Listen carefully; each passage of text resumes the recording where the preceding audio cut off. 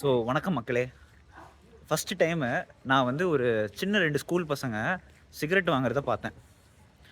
பார்த்துட்டு திடீர்னு படத்துல வர மாரி, "ஏய் யார்றா நீங்க? தூக்கி அடிச்சிரும் பார்த்துக்க" அப்படின்னு சொல்லல. எனக்கு டயலமாவே இருந்தது. சரி இவங்கள்ட்ட போய் பேசலாமா வேணாமா அப்படின்னு.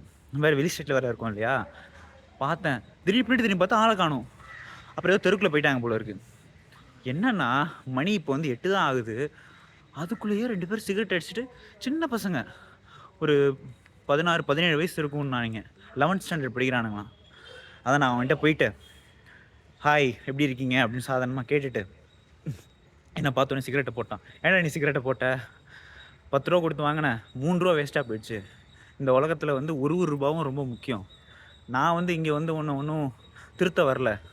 சிகரெட் அடிச்சா நீ செத்து போயிடுவ அப்படின்னு சொல்றதுக்கு. நீ சிகரெட் அடி. இது உன் வாழ்க்கை, உன்னோட இதுன்னு சொல்லிட்டு, அப்புறம் சொன்னேன், இந்த உலகம் வந்து நம்மகிட்ட இருக்க பணத்த வந்து திருட பாக்குது.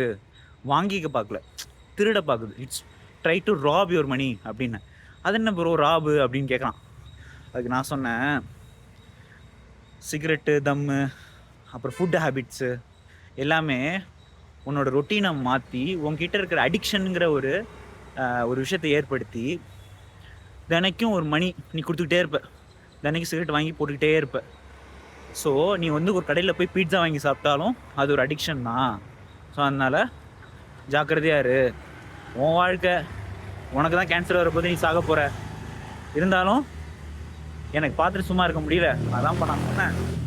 ஸோ, இனிமே எதுக்காச்சும் திருந்தி வாழ வழிய பாருடா அப்டின்னேன். இத பத்தி நீங்க என்ன நெனைக்கிறீங்க? சொல்லுங்க. அப்புறம் இன்னொன்னு ஒரு முக்கியமான விஷயம் சொன்னேன். நீங்க வந்து 17 வயசு தான் ஆகுது. இப்ப தான் நீ ஆரம்பிச்சிருப்ப.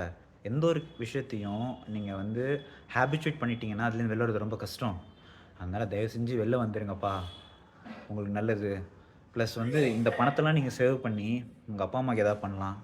இல்ல உங்களுக்கே ஏதாவது பைக்கு, சைக்கிளு, கார் எது வேணா வாங்கலாம். ஸோ இந்த அடிக்ஷன் வந்து உங்கள வாழ்க்கையில வந்து முன்னேறவே விடாது அப்படின்னு நான் சொன்னேன்.